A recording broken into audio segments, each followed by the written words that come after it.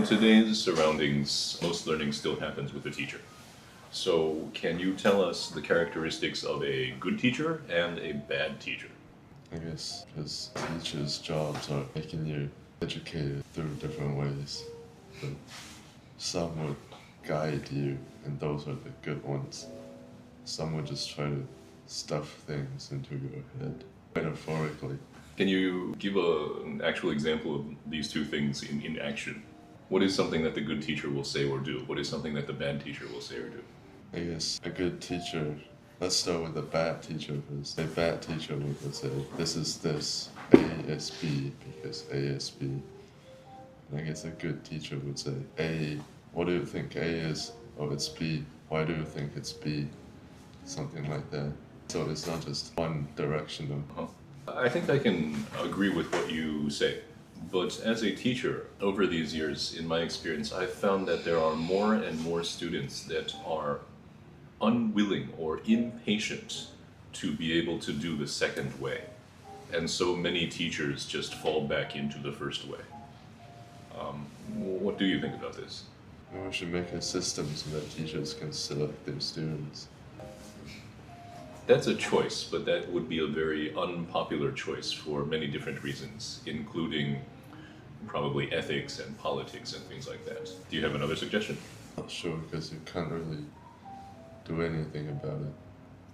Do you think that students should be able to choose their teachers? Mm-hmm. I think it's also tricky. Maybe you need to have a certification to do it. Take a test to see if you have the right to pick your mentor. Oh, really? Okay. Because, teachers, most teachers, at least in normal traditional schools, all teachers, they need a license. They need to have taken a certain number of hours in an academic setting learning to be a teacher and things like that. They all have licenses.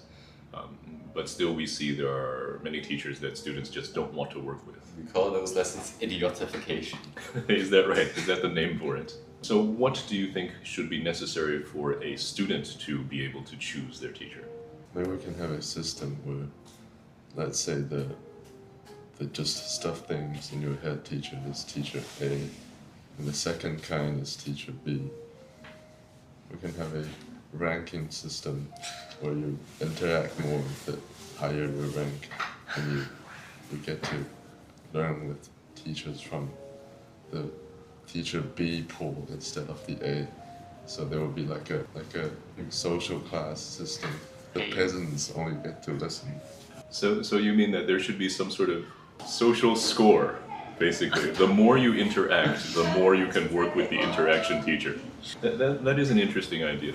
Sure, that's something for policymakers to think about. Right? Of course, there are many things like ideology and politics that will make it difficult. What are the characteristics of a good and bad teacher?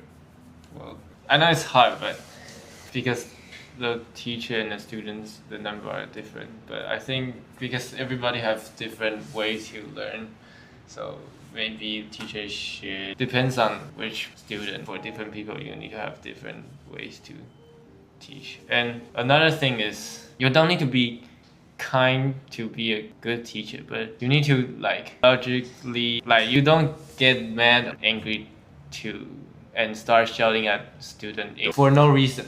Well, I already forgive him, but another example is, I used to have a very good teacher. He's kind, he speaks logically, and then he got into a marriage and he had a kid, and then he don't know where to release his stress, so he become like yelling at me to everything. It seems like he used me as a place to release his stress. Yes. Teachers are people too. Teachers definitely should not use students to release stress, but when you sit together with the same people every day, they become the target, right?